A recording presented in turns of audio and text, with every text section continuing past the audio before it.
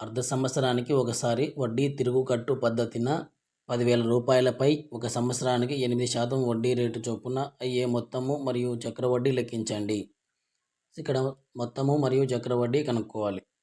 So సూత్రం రాసుకుంటే A = P × 1 + R/100 n.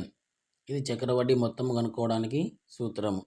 ఇక్కడ P అంటే అసలు 10,000 రూపాయలు ఇంటూ 1 + R అంటే వడ్డీ రేటు 8% సంవత్సరానికి. కానీ మనకు ఇక్కడ అర్ధ సంవత్సరానికి అంటున్నాడు కాబట్టి 8లో సగం చేస్తే 4 వస్తుంది. సో 4/100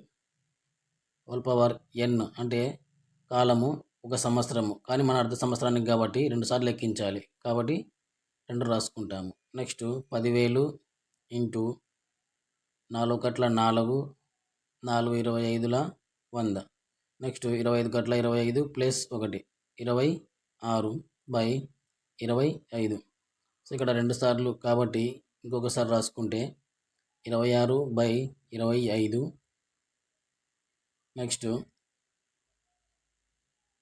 25 × 25 25 4 100.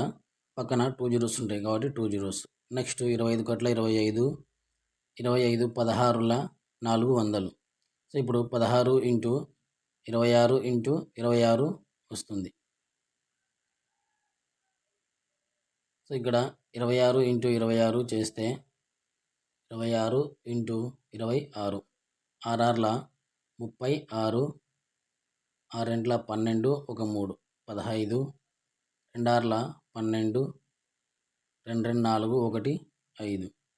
సో 1 + 5 6 5 + 2 7 6. సో 676. మళ్ళీ ఇంటూ 16 16 6 96 16 112 + 9 చేస్తే 121 వస్తుంది.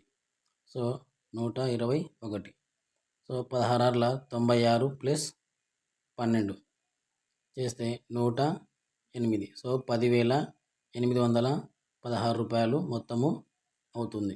ఇప్పుడు మనము చక్రవడ్డీ కనుక్కోవాలి. సో చక్రవడ్డీ సూత్రము. సో మొత్తంలో నుంచి అసలుని తీసివేయాలి. సో ఇక్కడ మొత్తం ఎంత వచ్చింది? 10,816 రూపాయలు వచ్చింది. మైనస్ అసలు 10,000 రూపాయలు. సో 10,816 నుంచి 10,000ని తీసివేస్తే 816 రూపాయలు వచ్చింది. ఇది చక్రవడ్డీ మొత్తం.